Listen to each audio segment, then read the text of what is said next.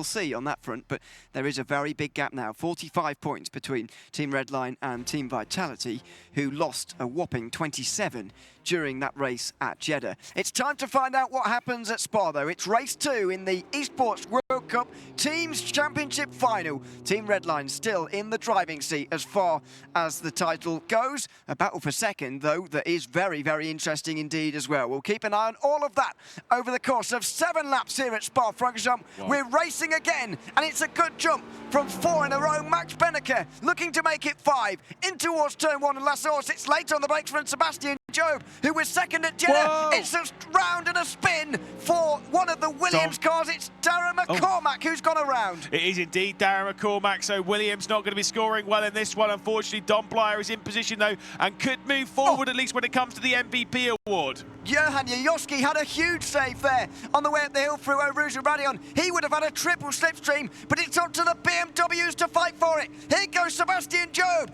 with Luke Bennett pushing him to glory in towards Lacombe, and he's going to get there. Sebastian Job leads ahead of his teammate Luke Bennett, who's in second, although Max Benneker giving him a hard time into Malmedy. Redline Express about to claim another victim straight around the outside of Malmedy. Big slide coming in from Charlie Collins as we get out of Malmedy down towards Ravage. It's a Redline 1-2. Sebastian Job and Luke Bennett lead the field at the moment as Benneker desperately tries to fend off Jajoski as we head down into No Name. That's that. Sebastian Job surely is going to win this race. Look at the gap he's got. Look who's defending him in second position. It's a perfect situation for Team Redline, who are looking to take this Team's Championship final by the scruff of the neck and win it as quickly as possible. Side by side between Charlie Collins and James Baldwin continues, by the way. The fighting has gone on for more than half a lap now. It's for 5th position. Charlie Collins takes the place. I will say, James Baldwin did have a pretty mega start, though. I saw he almost even jumped it, to be perfectly honest. He was so aggressive on that start. You can see him here, of course, up now into 6th position, pulling out a bit of a gap on Don Blyer. And like I say, it was very impressive for him.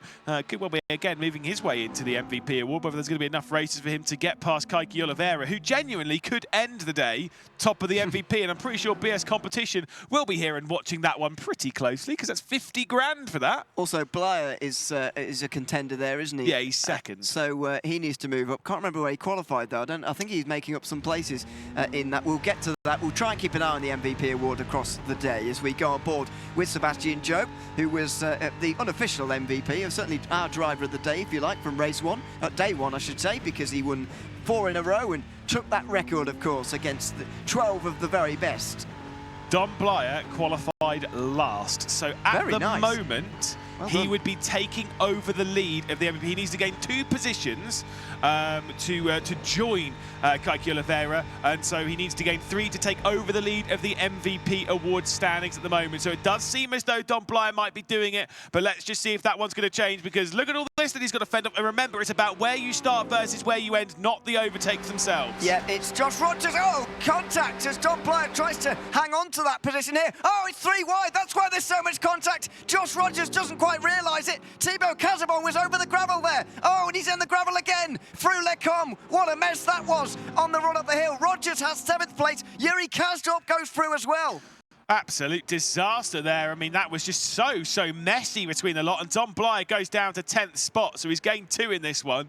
But that was very chaotic. Yeah, really silly. I think, as I say, Rogers didn't quite realise they were 3 wide, and so they were all trying to give each other space, but when you don't know how many cars to give space to, it's pretty difficult. Casabon trying to go down the inside and make up all the positions in one go, because Vitality do need them. Hanyoski's in the top 5 at the moment, but he's got pressure from Charlie Collins, and Casabon is nowhere near him at the moment, not scoring very many points at all after only scoring 2 in the opening race. So it's a difficult situation for Vitality, and I think the interest today is going to be a lot about that battle for second place. It's going to be a points battle, I would suggest, and it's going to be very close. All 5, excuse me, covered by 28 points going into this race. And we saw Max Benneker there, who's up to 2nd spot. Will that key be crushed at the end of the day, or can Mouse pull off The most unbelievable story that we will have ever seen, to be fair, probably in sim racing's history. I think it is unlikely Bennica having to drag around the mouse team to maybe try and sneak something special. For them, though, it's more about moving forward and earning some more dollar bills for them when it comes to handing out the prize money in this. Again, $400,000 on the line as the entirety of the prize pool here in the Teams Championship. I think that was Hanyoski at least looking down the inside of Luke Bennett there. Not really sure what was going on as Bennica weaves around a little bit, trying to catch Sebastian Joe, but at 1.1 seconds, that's going to be very, very difficult indeed. Up the hill they go. Will Hanyoski give this a go? Because on the opening lap, he had a right wiggle at the bottom of Eau Rouge. That didn't really allow him to get involved in the fighting. But he's right there now, looking for slipstream as Bennica defends again. Here comes James Baldwin as well, looking at the inside of Charlie Collins just for 5th place, and he does get that position. Yeah, good move there for Baldwin to sneak his way past. So Baldwin's made up quite a few positions in this race, as well as Bunnerhaus has made his way past Yuri Kazdorp. So where Guild struggled in the previous race after a penalty point as well, they scored just 2 points back in Jeddah. They are looking much stronger in this. Seb Hawkins, who will be, of course, team manager of the squad, will be keeping an eye on it closely. Let's see what happened at T1. Ooh, it's Casabon. It is Casabon, yeah. Casabon on McCormack, who might well get a penalty for that. We will have another look in a few minutes' time. He's come from a long way back too. It is messy. That is one of those ones where you'll be like, oh, maybe they need to be a little bit earlier a little bit easier with some of the drivers when it comes to penalties on lap 1, but that one is almost certainly a slam dunk. And he has indeed got a penalty, 4 points to take away from Vitality as well, which is quite a lot. There were 2 penalties in the last race, by the way. I'm not sure if we mentioned them yet. No.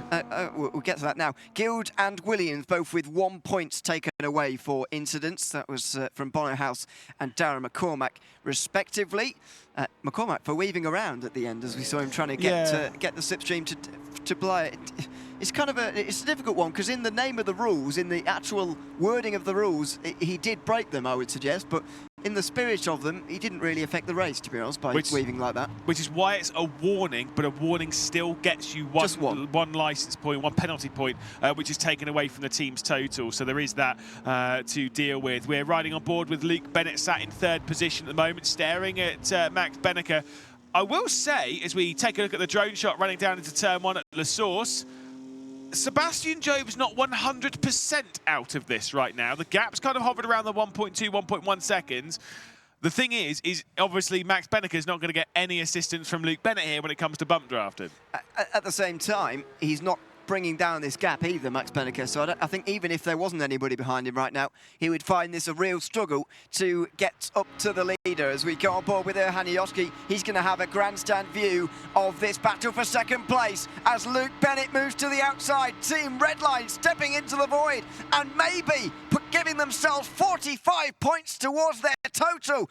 It's Luke Bennett in 2nd place. He's got some time to hang on here, but this is the fight for 2nd. Sebastian Job is away with the win.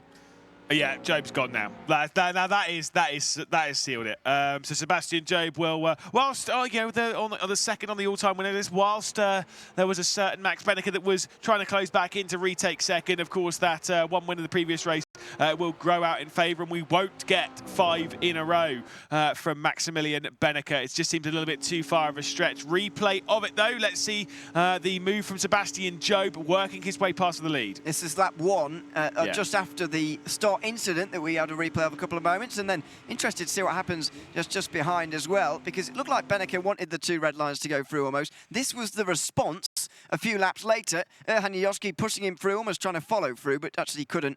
Bennica could take the apex, and we thought at that stage maybe he could run away with 2nd place, but that's clearly not the case. He's in a fight here. Thibaut Casabon's picked up another penalty point, so it's up to 5 for Max Bennica now, and it just means that it's only they're struggling. It's only a single point for the day's action for them.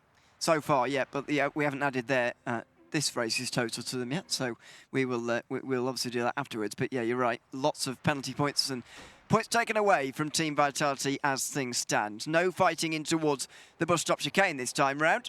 Thought they were so close they were going to go for it, but that's a view maybe to the final lap that it won't be over by the final corner. Nope, certainly not. Once again, viewing over the shoulder there, Max Bennica closing in. Could well be able to sneak a good couple of points here. At the moment, it's looking like it will be 45 points for Team Redline, which, of course, will move them closer and closer to finalist mode. Again, they cannot do it in the next race, courtesy of the result from Jeddah, but it does mean that they will definitely be looking at doing it at the end of race 4, which means for race 5 they could take it, and it probably will be these two back in the car, maybe. Here's Max Benecke on the outside line, going straight through. The BMW is so fast in a straight line, the slipstream powerful enough to allow them clearance on the way in towards Lecombe. On the both times they've overtaken each other so far, they've actually taken the racing line into the corner, which is quite unusual. Yeah, indeed, a lot of slipstream and a lot of chopping and changing. They've got the two Audi R8s of Erhan Yofsky and James Bolton behind. Charlie Collins as well, sat in arrears also, and I wonder how far James Bolton is out of the when it comes to the MVP award, because trying to see where the other groupings are. I think there's quite a lot of them that are just very, very far down, but you never know when the day proceeds. You just don't really know where anyone's going to end up. And Kaki Oliveira on top at the moment with only 10. These guys could get at least 4 races today. The maximum you could have as an individual is 5. So anyone's got a chance, basically. Yeah, and also I do just want to update something. I didn't even realise it in the previous race because of Charlie Collins' progress, because Charlie Collins went up 3 positions. Charlie Collins is also joint leader now. Apologies for not mentioning that earlier on, which means, depending on where he started, where did he start? He started, well, they started 7th and 8th, or 8th and 9th. I'm not sure which way round they were. I think Charlie Collins was about 8th at the end of the qualifying session. Charlie Collins was 8th. And that's another 2 positions. So he's the current leader of the MVP, but there's 12 more drivers who are about to have another 2 races before he gets back in again. That is true. We'll update you again as best we can, but Charlie Collins will become the points leader on the MVP side of things, which is, again, it's about positions gained throughout the race. It's your starting position versus your race end position. If you lose positions in the race, it doesn't take anything away. It is purely a positive points format for them.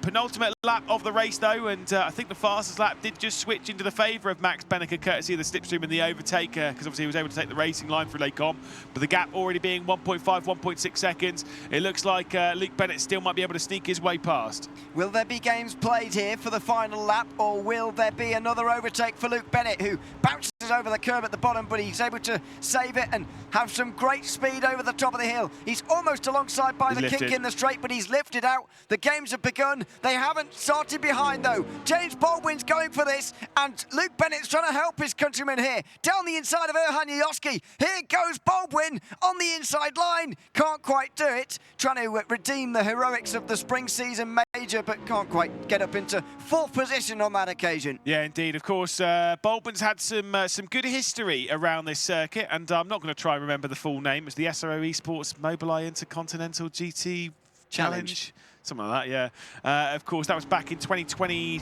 No, it was 22, wasn't it? Where he won the championship. Yeah, Williams won in 23. Exactly, yeah. So it was those that won it in 22 in a very wet 24 hours of Spa, which ended the season there. And I distinctly remember a couple of spins from his teammate Eamon Murphy. Sorry if you're watching, Eamon, but I will bring it back up on this broadcast. Baldwin, though, in 5th, unable to work his way through on Thibaut Casabon, but after the poor qualifying for him, and I will say 5th place, pretty decent. Yep, certainly is. On board with Erhan Yofsky into the final part of Sector 2, chasing Max Benecke, Luke Bennett here. I think it's an interesting call from Bennett to stay behind there, because I think he thinks that he can go through on the way towards Lecombe and stay through. However, Benecke's going to have a chance into that final bus stop chicane. Yeah, but we've normally when it comes to the end of the race, we've very, very rarely seen an actual move into the bus stop on the last lap, because it is quite easy to cover off, and you have to be really, really brave to try it, and you're risking a crash at all times when you're trying it. You're risking penalty points, you're risking losing a lot more positions. So I wonder if Luke Bennett is trying to guarantee his way past, and then Max Benecke might not put it all on the line as he heads down into that final complex of corners down at the bus stop. It's not going to be quite simple for Luke Bennett this time. Last lap round, he was very close to Max Benecke. This time, he's not as close. There's the rear view camera. You can see on the right-hand side, and already Benecke weased around. Got to be careful of moving too many times, because there's 2, and there's the move back to the racing line, which is allowed. However, he's got to be careful about weaving out further now as they get to the Kemmel Straight. He should probably just stay to the right-hand side and set the wheel straight. In position. Here we go. Around the Kemmel King. He just put it to the right side. Now he moves to the racing line. He can't defend from here now. He's going to allow Luke Bennett to the inside line. Does he get there? They're going to pop into shot in a moment. There they go. Luke Bennett on the inside line as Sebastian Job is going to take the race win here surely in a few moments' time. There's the side-by-side. Is it going to be a red line 1-2? Inside line coming down to Ravage for Luke Bennett as they slam onto the brakes. Benneker's sending it in as hard as he can into Ravage. It'll give him the inside line at no name. What a fantastic defence by Max Benneker. Fresh off of 4 consecutive victories for Mouse. That is incredible. And looking to get the cutback here, Luke Bennett, but I'm not sure he's quite close enough on the way towards Pouon. This is going to be settled into the final bus stop chicane. Absolutely incredible scenes there where Luke Bennett can find a way past. Like you say, we're out of options really. You can't do it into Fagny, you can't do it into Campus, you can't do it into Stavelo, and you can't really do it into Blanchimont. It all comes down to the bus stop. Sebastian Job is away and clear as he moves himself forward bit by bit, step by step, closer to 30 victories in ESL R1. This will be number 29, but Benneker has a lot on his table to hang on to second. And Job's 13th of 2024 as well as they make their way towards Blanchimont for the final time. I'm not sure Bennett's close enough here, although he is gaining. He's gaining, and I think he'll be close enough for at least a go here. On the way into the final braking zone of the race, down to the outside, red line looking for 1-2. Benneker jumps as much as he can. In towards the braking zone they go. Bennett aggressive, leans on the German as Sebastian Job takes race 2 of the Teams Championship final. Who takes second? We're not sure. It looks on the timing screen like it's Bennett. He just about gets there. It's a team red line 1-2. Great driving between the two of them. That was absolutely fantastic. And for Sebastian Job, a very well-deserved victory here. Yet another one for him.